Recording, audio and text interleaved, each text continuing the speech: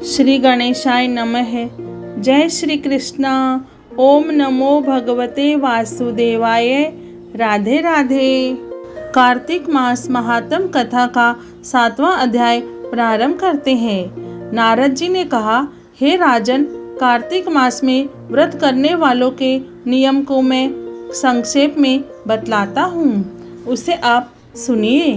व्रती को सब प्रकार के आमिष, मांस, उड़द, राई, खटाई तथा नशीली वस्तुओं का त्याग कर देना चाहिए। व्रती को दूसरे का अन्न ग्रहण नहीं करना चाहिए, किसी से द्वेष नहीं करना चाहिए और तीर्थ के अतिरिक्त अन्य कोई यात्रा नहीं करनी चाहिए।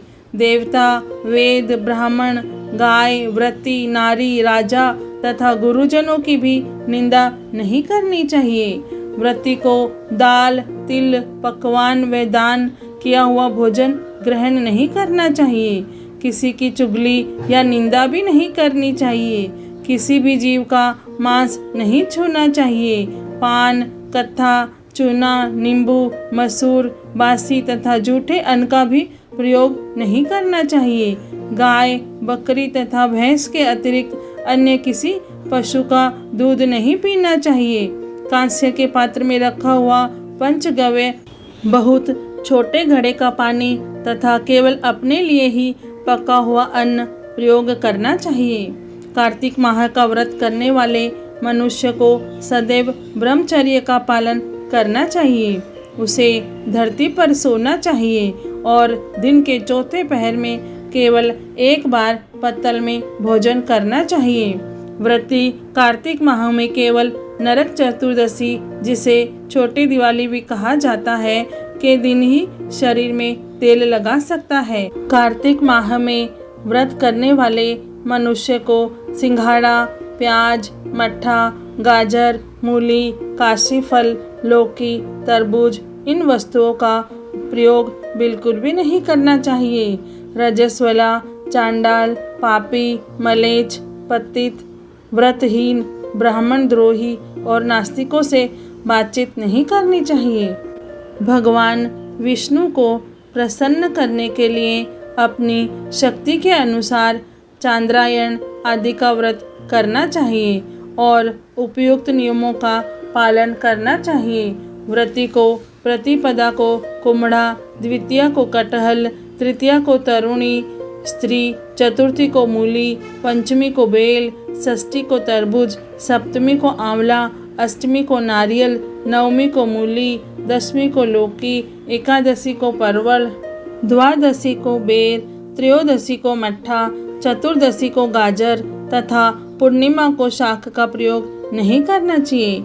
रविवार को आंवला का प्रयोग नहीं करना चाहिए। कार्तिक माह में व्रत करने वाला मनुष्य यदि इन शाकों में से किसी शाक का सेवन करना चाहे तो पहले ब्राह्मण को देकर ग्रहण करे। यही विधान माघ माह के व्रत के लिए भी है।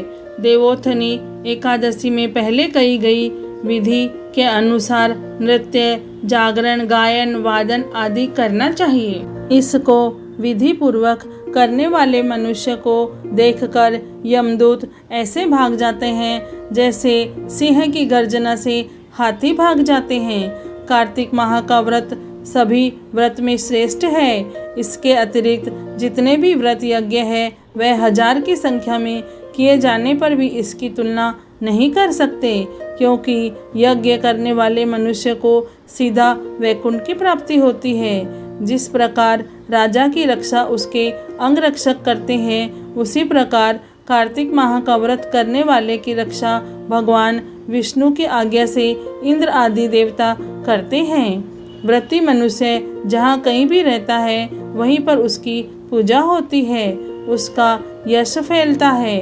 उसके निवास स्थान पर भूत पिशाच आदि कोई भी नहीं रह सकते। विधि पूर्वक कार्तिक माह का व्रत करने वाले मनुष्यों के पुण्यों का वर्णन करने में ब्रह्मा जी भी असमर्थ है। यह व्रत सभी पापों को नष्ट करने वाला, पुत्र पौत्र प्रदान करने वाला और धन धान्य की वृद्धि करने वाला है। कार्तिक मास महात्म कथा का 7वां अध्याय पूर्ण हुआ। ओम नमो भगवते वासुदेवाय। जय श्री कृष्ण। राधे राधे।